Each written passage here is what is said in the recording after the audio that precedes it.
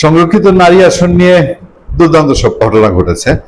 আমি নারী আসনে যারা নির্বাচিত হয়েছেন তাদেরকে আমি শুভেচ্ছা জানাই, অবশ্যই শুভেচ্ছা জানাই। এবং আমার কাছে থেকে দেখা, যেহেতু সাংবাদিকতা জীবনে বিএনপি বিটের দায়িত্ব পালন করতে, আমি দেখেছি যে বিএনপিতে ত্যাগী নারী নেত্রী যারা, এবং ইয়াং থেকে শুরু করে সিনিয়র পর্যন্ত, তারা মূল্যায়িত হয়েছেন, তাদেরকে মূল্যায়ন করা হয়েছে, বিএনপি সেই মূল্যায়নটা করেছে। ইভেন ধরেন তারেক রহমান দীর্ঘ সময় দেশে অনুপস্থিত, তারেক রহমান ছিলেন না, তার অনুপস্থিতিতে বিএনপির পল্টনের সভা সমাবেশে যেই নারী নেত্রীরা সাংঘাতিক রকম ঝুঁকির মুখে দায়িত্ব পালন করতেন দলে, ইভেন বেগম খালেদা জিয়ার চারপাশ ঘিরে রাখতেন, অনেকে অ্যারেস্ট হয়েছেন, অনেকে পুলিশের হেফাজতে গেছেন, অনেকে কারাবরণ করেছেন, সেই নারী নেত্রী যারা আছে আমার চেনা মুখ অনেকেই, আমি আর নাম ধরে বললাম না, যে তারা এবার মূল্যায়ন করা হয়েছে। এবং একজনের নাম উল্লেখ করতে হয়, যেহেতু তিনি আমাদের নিয়মিত অতিথি, স্পষ্টবাদী মানুষ, নীলুফার চৌধুরী মনি, তাকেও শুভেচ্ছা জানাই আমাদের দর্শকদের পক্ষ থেকে, আপনাদের পক্ষ থেকে, আমাদের প্রতিষ্ঠানের পক্ষ থেকে, যেহেতু তিনিও এবার মনোনীত হয়েছেন। এই যে বিএনপি এবং জামাত মনোনয়ন দিয়েছে, জামাত জুলাই এক শিশু যোদ্ধার কথা বলা হচ্ছে, তার মাকে মনোনয়ন দিয়েছে, তার বাইরে বহু কাণ্ড কারখানা করছে। দেখেন, বাংলাদেশে আপনি যদি বলেন যে এই 16 কোটি মানুষের দেশে 8 কোটি মানুষ বিএনপি করে, সাপোজ কথার কথা বললাম যে বিএনপি আওয়ামী লীগই তো মূলত সমান সমান, আচ্ছা 8 কোটি বাদ দেন, 5 কোটি বিএনপি করে, 5 কোটির মধ্যে অর্ধেক যদি নারী হয় 2.5 কোটি, আচ্ছা তাদের মধ্যে অন্তত যদি 20-50 লাখও অ্যাক্টিভ কর্মী থেকে থাকেন, তাহলে সেই 20-50 লাখ মানুষের মধ্যে থেকে 30-36 জন নারীকে খুঁজে বের করা নিশ্চয়ই খুব দুরূহ কাজ। কারণ ঢাকায় কারা কি ভূমিকা রেখেছেন সেইটা মূল্যায়ন করার সাথে সাথে, সেইটা যাচাই করার সাথে সাথে ঢাকার বাইরেরও জেলা ভিত্তিক মূল্যায়ন করতে হয়। তো সেই জায়গা থেকে বিএনপি কঠিন কাজটি করেছে, এর আগে আওয়ামী লীগকে ওই কাজ করতে হয়েছে। এবং এটা হওয়ার পরে চলচ্চিত্র তারকারা, সঙ্গীত জগতের তারকারা, তারা ঝরে পড়েছেন, নানান জনের নানান রিয়াকশন শোনা যাচ্ছে। কোনো কোনো নিউজে আসছে মেয়ে এমপি হয়েছেন, সেই মেয়ে বিএনপির এমপি, আবার মা আওয়ামী লীগের নেত্রী, তিনি আনন্দিত, এরকম খবরাখবর পত্রপত্রিকা আসছে। সবকিছু ছাপিয়ে একজনের আলোচনা একদম তুঙ্গে উঠেছে। আমি গোপালগঞ্জে কথা বলেছি, খোঁজ নিয়েছি, সেই একজন হলেন গোপালগঞ্জের সুবর্ণা শিকদার ঠাকুর। তাকে নিয়ে ব্যাপক আলোচনা। তিনি সবশেষ আওয়ামী লীগের যে কমিটি ছিল গোপালগঞ্জের, সেই কমিটিরও বন সম্পাদক ছিলেন, উপজেলার কমিটির বন সম্পাদক ছিলেন, বন পরিবেশ সম্পাদক ছিলেন। ইভেন 24-এর যে ইলেকশন আওয়ামী লীগের ছিল, সেই ইলেকশনেও তিনি এই সংরক্ষিত নারী আসনে নেত্রী হতে চেয়েছিলেন। আমি গোপালগঞ্জে খোঁজ নিয়ে একটা সাংঘাতিক রকম ভেতরকার খবর জানতে পেরেছি, সেই ভেতরের খবর জানাবো। তার আগে তাকে নিয়ে যেই ঘটনা প্রবাহ ঘটছে সেগুলো আমরা একটু আপনাদেরকে জানিয়ে নিতে চাই। সংরক্ষিত নারী আসন গোপালগঞ্জে আওয়ামী লীগ নেত্রী সুবর্ণা হচ্ছেন বিএনপির এমপি। 2023 সালের 1 জানুয়ারি ঘোষিত কাশিয়ানী উপজেলা আওয়ামী লীগের কমিটিতে বন পরিবেশ বিষয়ক সম্পাদকের দায়িত্ব পান সুবর্ণা ঠাকুর।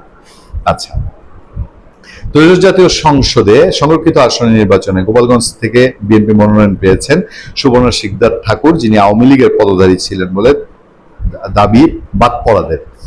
আর এ মনোনয়ন ঘিরে চলছে জোর আলোচনা সমালোচনা। এ ঘটনায় বিএনপির ত্যাগী নেতাকর্মীদের মধ্যে দেখা দিয়েছে ক্ষোভ বিক্ষোভ। সেই সঙ্গে আওয়ামী লীগের পক্ষ থেকে সুবর্ণা ঠাকুরের বিরুদ্ধে প্রতারণার অভিযোগ উঠেছে। নয়াপল্টনে যে কমিটি ঘোষণা করেছে সেটা 20 নম্বরে আছে সুবর্ণা ঠাকুরের নাম। সুবর্ণা ঠাকুর কাশিয়ানী উপজেলা শ্রীধাম ওরাকান্দির পূর্ব ব্রহ্ম শ্রী শ্রী হরিচাঁদ ঠাকুর পরিবারের সদস্য। খেয়াল রাখবেন, উনি সেখানকার ঠাকুর পরিবারের সদস্য। আমার তথ্যগুলো আমি আপনাদেরকে বলবো।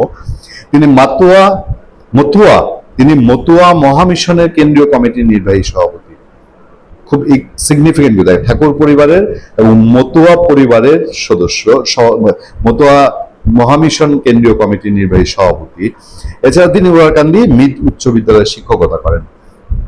22 সালে 30 নভেম্বর কাশিয়ানী উপজেলা আওয়ামী লীগের ত্রিবার্ষিক সম্মেলন অনুষ্ঠিত। এটার পরে যে কমিটি হয় সেটাই তিনি ছিলেন। সুবর্ণা ঠাকুর এবার বিএনপি থেকে মনোনয়ন পাওয়ার পর আওয়ামী লীগের বিভিন্ন অনুষ্ঠান ও কর্মসূচিতে সুবর্ণার ছবি টবি যেগুলো আছে সেগুলো প্রচার হচ্ছে। আওয়ামী লীগের কমিটিতে থাকা নিয়ে সুবর্ণা ঠাকুর বলেন, হ্যাঁ, একটা বিষয় পরিষ্কার করা দরকার, আমাকে এক সময় কাশিয়ানী উপজেলা আওয়ামী লীগের বন দপ্তর সম্পাদক হিসেবে তালিকাভুক্ত করা হয়েছিল, কিন্তু সত্যি বলতে এতে আমার কোনো সম্মতি ছিল না। আমাকে না জানিয়ে তাদের ইচ্ছামতো তালিকায় আমার নাম অন্তর্ভুক্ত করা হয়। আমি কখনো সেই তালিকা দেখিনি, এমনকি কোনো মিটিং মিছিল বা দলীয় কার্যক্রমে অংশগ্রহণ করিনি। এ কারণে আনুষ্ঠানিকভাবে পদত্যাগ করিনি, কারণ বিষয়টিকে কখনো গ্রহণই করিনি। এটা হচ্ছে তার বক্তব্য। আমি মূল ঘটনায় যাচ্ছি, শেষ পর্যায়ে আছি। এবার তিনি বলছেন যে তিনি ধর্মীয় কাজে খুব ব্যস্ত থাকেন, ইন্ডিয়ায় যেতে হয়, ইন্ডিয়ায় তিনি প্রচুর কাজ করেন। আপনাদেরকে আমি কয়েকটা জিনিস জানাই। এই মতোয়া সম্প্রদায়, যেটা গোপালগঞ্জের, এতটা শক্তিশালী সম্প্রদায় এবং ভারতের সাথে তাদের এতটা সম্পৃক্ততা, এবং ভারতের বর্তমান ক্ষমতাসীন দল বিজেপির সাথে তাদের সম্পৃক্ততা, যে বিজেপি এখনকার প্রধানমন্ত্রী নরেন্দ্র মোদীও বাংলাদেশে সফরে এসে গোপালগঞ্জে এই মতোয়া সম্প্রদায়ের এখানে গিয়েছেন। এই যে সুবর্ণা শিকদার ঠাকুর, তার স্বামী এই ঠাকুর পরিবারের সদস্য, তিনি বিএনপির প্রয়াত চেয়ারপারসন বেগম খালেদা জিয়ার সময় থেকে ঢাকায় তিনি বিএনপি রাজনীতির সাথে সম্পৃক্ত এবং বিএনপি রাজনীতি ছিলেন। বিএনপি মহাসচিবের সঙ্গে তার যোগাযোগ আছে। 2001-এ ঢাকায় যে মতোয়া সম্মেলন করা হয়েছিল, সেই মতোয়া সম্মেলন আয়োজন করেছেন সুবর্ণা শিকদারের স্বামী। সবই সত্য যে সুবর্ণা শিকদার নিজে আওয়ামী লীগ করতেন, বাট গোপালগঞ্জে এই ঠাকুর পরিবার এত বেশি প্রতাপশালী যে এই ঠাকুর পরিবার গোপালগঞ্জের 3টি আসনের যে 30-35% সনাতন ধর্মাবলম্বী ভোট আছে সেটা নিয়ন্ত্রণ করে। এবং শুধু সেখানে নয়, পার্শ্ববর্তী খুলনা বাগেরহাটও তাদের যথেষ্ট প্রভাব আছে। খুলনায়ও মতুয়া সম্প্রদায় আছে, সেখানে তাদের প্রভাব, তাদের সিদ্ধান্ত সেখানে কার্যকর হয়। ফলে এবার যখন ইলেকশন হলো, এই যে 12 ফেব্রুয়ারি নির্বাচন, এই 12 ফেব্রুয়ারি নির্বাচনে বিএনপির সনাতন ধর্মাবলম্বীদের ভোট প্রয়োজন ছিল। সনাতন ধর্মাবলম্বীরা ম্যাক্সিমাম ক্ষেত্রেই বিএনপিকে ভোট দিয়েছে, এবং এটা একটা গিভ এন্ড টেক ছিল কিনা এই আলোচনায় গোপালগঞ্জের মানুষের মধ্যে খুব বেশি, যে ঠাকুর পরিবারের সিগন্যালে যেহেতু সনাতন ধর্মাবলম্বীরা সবাই নিশ্চিতভাবে বিএনপিতে ভোট দিয়েছে, ফলে ঠাকুর পরিবারের সঙ্গে কি একটা এরকম দর কষাকষি ছিল যে ওই পরিবার থেকে সুবর্ণা শিকদার ঠাকুরকে সংরক্ষিত নারী আসনে সংসদ সদস্য করতে হবে। অনেকেই এই হিসাব মেলানোর চেষ্টা করছেন, এবং যার ফলশ্রুতিতে আসলে তিনি আওয়ামী লীগে ছিলেন, এখন মানে গুপ্ত বিএনপি হিসাবে আওয়ামী লীগে ছিলেন। যেরকম আওয়ামী লীগে গুপ্ত জামাত ছিল না, এরকম, বা বিএনপিতে গুপ্ত জামাত থাকে, এরকম আওয়ামী লীগে গুপ্ত বিএনপি উনি ছিলেন। বিষয় আসলে তা না, তিনি আওয়ামী লীগ হয়ে আওয়ামী লীগে ছিলেন।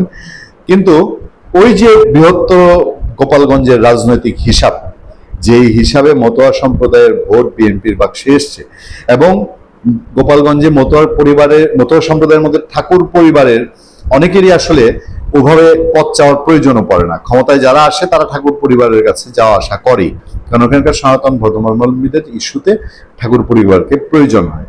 এই সবকিছু হিসাব মিলিয়ে সুবর্ণা শিকদার ঠাকুর এবার সংরক্ষিত নারী আসনে এমপি হলেন বোধহয়। ভালো থাকবেন, সুস্থ থাকবেন। আপনার সাথে আমি আতিক রহমান, পূর্ণিয়া।